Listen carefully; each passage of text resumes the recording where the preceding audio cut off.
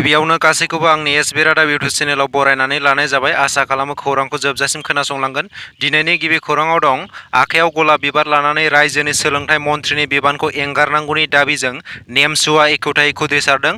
आखायाव गलाप बिबार लाना नेमसुआ दरं जिल्ला आफादनि बानजायनायाव 15 नं हादोरारि राजा लामायाव दलगाव जौसिन फरायसालिनि मोखाङाव मेट्रिक आनजादनि सोंथि बिलाइ गोसारनायखौ लाना खुद्रिसारनाय हाबाफारि लादों।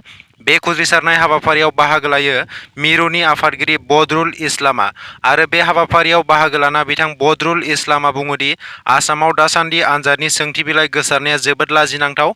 जुदि बेबादि सानफ्रोमबो आनजादनि सोंथि बिलाइया गोसारबाय थायोब्ला आनजादखौनो लानांला, बेनि सोलायै फरायसाफोरखौ ओरैनो उथ्रिसारहोदो होननानै बदरुल इस्लामा गोख्रों रावजों आसाम सरकारखौ बुङो। मानोना गोबां फरायसाफोरानो खस्थ'नि गेजेरजों फरायनानै आनजाद होयो। बेनि गेजेरावबो आनजादनि सोंथि बिलाइ गोसारनायनि उनाव आनजादनि डेटखौ सोलायबाय थानांगौब्ला फरायसाफोरा मा जानांगौ आरो बैफोर जाथाय जानाया गोबां लाजिथावना होननानै बिथाङा बुंबावो। बेनिखायनो आखायाव गलाप बिबार लानानै आसामनि सोलोंथाइ मन्थ्रिनि बिबानखौ एंगारनांगौनि दाबि खालामदों नेमसुआ। मानोना आसाम सरकारा फरायसाफोरनि जिउखौ दंस' खालामनो नाजादों होननानै बुंबावो। चिरां जिल्ला हाग्रा बिफाननि गोख्रों सिग्रोमनायाव आयेन बेरेखायै खावनानै लाबोनाय दंफां हमनो हादों। चिरां जिल्ला रुनिकाटा फरेस्ट रेन्जनि सिङाव थानाय अदालगुरि ओनसोल एबा रिफु रिजार्भ हाग्रानिफ्राय खावनानै लाबोनाय दंफांजों लोगोसे गंब्रै मोसौ गारि आरो माथाम मोसौ हमनो हादों।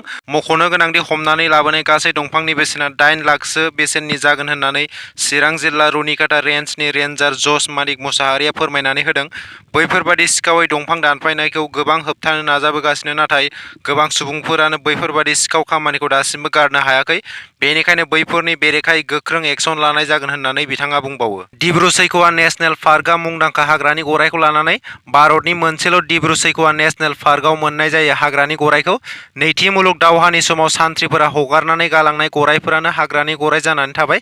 आदार नागिरनानै नेशनेल पार्कखौ नागारनानै गुबुन गुबुन ओनसोलफोरसिम ओंखारलांनायखौ नुनो मोन्दों हाग्रानि गरायफोरखौ।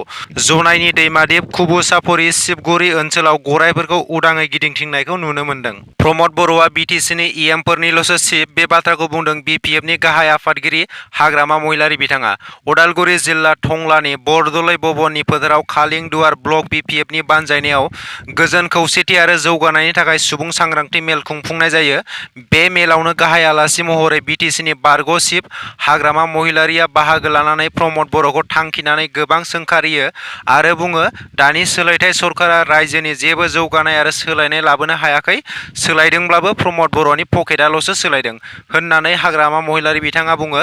लोगोसे गावनि आखु बादियै बिटिसिनि चिफ आरो सिएमनि गेजेराव फाराग दं आरो प्रमद बर'आ बिटिसिनि इएमफोरनिल'सो चिफ होननानै बुंबावो। बेनिखायनो फैबाय थानाय समाव फिन खनसेबाव बिपिएफ सरकार सालायगोन। बेनि थाखाय जों बयबो खौसे जानांगोन होननानै दोलोनि मावथिफोरखौ खावलायो। अदालगुरि बेरगाव राभा हासंआ सरकारनि सायाव गोख्रों सोमावसारदों। राभा हासंनि दाबि, राभा काउन्सिलखौ थाबैनो सरकारा मावफुङाब्ला गोख्रों सोमावसारनायनि हुमखि होदों। बिजेपि सरकारा गोबां बोसोरनिफ्रायनो थगायगासिनो, बिसोरो गोबां नंखाय खोथा बुङो, बैफोरनि थाखायनो गोख्रों सोमावसारगोन होननानै गोख्रों रावजों बुंबावो। बे सोमावसारनाया फैगौ एप्रिल दाननि 12 अक्ट'सिम सोलिगोन आरो बे सोमावसारनाया गासै आसामावनो जागोन होननानै गोख्रों रावजों बुंबावो। बेनिखायनो आसाम सरकारा बैफोर जेंनाखौ थाबैनो सुस्रांनांगौनि दाबि खालामदों। मेट्रिक आनजादनि जग्राफि आयदानि सोंथि बिलाइ लिक जानायखौ थांनाय 2021 मायथाइनिसो होननानै फोरमायना होदों एग्जाम कन्ट्रलार नयनज्यति शर्मा बिथाङा। दासान्दि मेट्रिक आनजादनि सोंथि बिलाइ गोसारनायखौ नोजोर होनानै आनजादखौ पस्टपन खालामनायखौ नुगासिनो। बेनिखायनो गासै फरायसाफोरा मोजाङै प्रिपारेसन खालामनानै थाबानो जाबाय, जिखुनु समावनो आनजादखौ होनो हानाय बायदि। मेघालयनि रिबिय' जिल्लानि उमथिक पाइलुन गामिनि सिङाव थानाय उमियाम लेकआव गोबां बिबांनि नाफोरखौ गाज्रि रोखोमै थैना थानाय थासारियाव नुनो मोन्दों होननानै मिथिनो मोन्दों। खौरांनिफ्राय मिथिनो मोननाय बायदिब्ला बे नाफोरखौ बिस मोनजानायनि जाहोनाव थैदों होननानै सन्देह खालामनाय जादों ओनसोलनि सुबुंफोरा आरो बैफोर नाफोरखौ इनायै बिस होनानै बुथारनाय जाथायनि सायाव उमथिक पाइलुन गामिनि सुबुंफोरजों लोगोसे खासि फरायसा आफादनि सोद्रोमाफोरा गोख्रों रावजों सोंखारिदों। मख'नो गोनांदि सें सामला उमथिक फाइलुन आरो खासि स्टुडेन्ट इउनियना ओनसोलनि सुबुंफोरखौ दैयाव थाग्रा जिबिफोरखौ रैखाथि होनो खावलायदों। लोगोसे बिलोआव हाबनानै दै गुबुंले खालामनाय आरो ना हमनायखौबो बन्द' खालामनानै होदों होननानै मिथिनो मोननाय जादों आरो बे मुगैथाव हाबा मावनायाव आखाइ थानाय दुथांफोरनि हेंथायै गोख्रों राहा लानो थाखाय दाबि खालामनायजों लोगोसे आबहावाखौ रैखाथि होनो थाखाय नोगोरारिफोरखौबो खावलायदों उमथिक फाइलुन ओनसोलनि सुबुंफोरा। फैगौ 26 मार्च खालि इन्डियान स्पेस रिसार्च अर्गेनाइजेसन एबा इसर'आ 36 अन वेब इन्टारनेट सेटेलाइटनि नैथि बेचखौ अख्राङाव दैथायहरनाय जागोन होननानै फोरमायना होदों। पर्बतजरा ओनसोलनि जौगाखांनायनि थाखाय बिटिआर सरकारा 10 कौटि रां खरसा खालामनायनि थि खालामनाय जाबाय। बेबादिनो पर्बतजरा ओनसोलनि गोग्लैसोना थानाय आइटिआइखौ सुरु खालामबाय।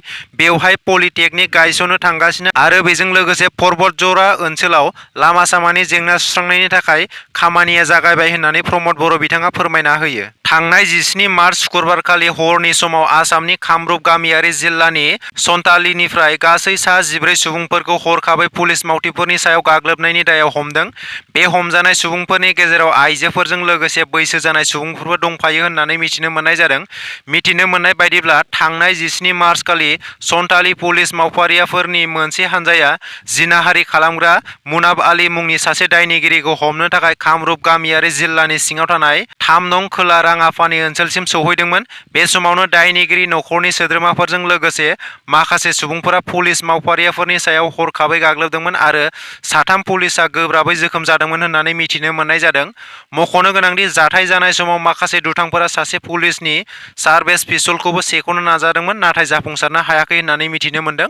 बेनि उनाव जोखोम जानाय पुलिसफोरखौ फाहामथाय होनो थाखाय देहा फाहामसालियाव थिसननाय जादोंमोन होननानै मिथिनो मोननाय जादों। हाग्रामा महिलारिया एबसुखौ सोंखारिनायनिफ्राय जानगाराव थानांगौ होननानै दिपिन बर' बिथाङा बुंदों।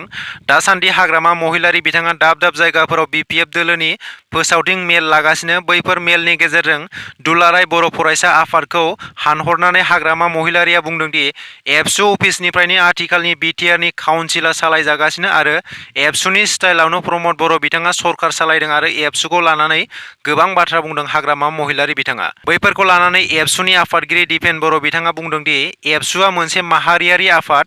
एबसुआ बयनिबो थाखाय आरो जातिनि मोनसे सम्पद, बेयो रावबो हारसिंनि नङा। बेनिखायनो हाग्रामा महिलारिया एबसुखौ लानानै बाथ्राफोर बुंदों, बैफोरनिफ्राय जानगाराव थानांगौ होननानै दिपेन बर' बिथाङा बुंदों। दिनैनि खौराङा एसेनोसै। आसा खालामो नोंथांमोना खौरांखौ खोनासंनानै मोजां मोनबाय। खौरांखौ खोनासंनानै मोजां मोनदोंब्ला लाइक, कमेन्ट आरो शेयार खालामनानै होदो। लोगोसे आंनि चेनेलाव गोदानब्ला चेनेलखौ साबस्क्राइब खालामनानै लादो। लोगो मोनफिनगोन गुबुन मोनसे खौराङाव। दिनैनि थाखाय एसेनोसै। बाय बाय।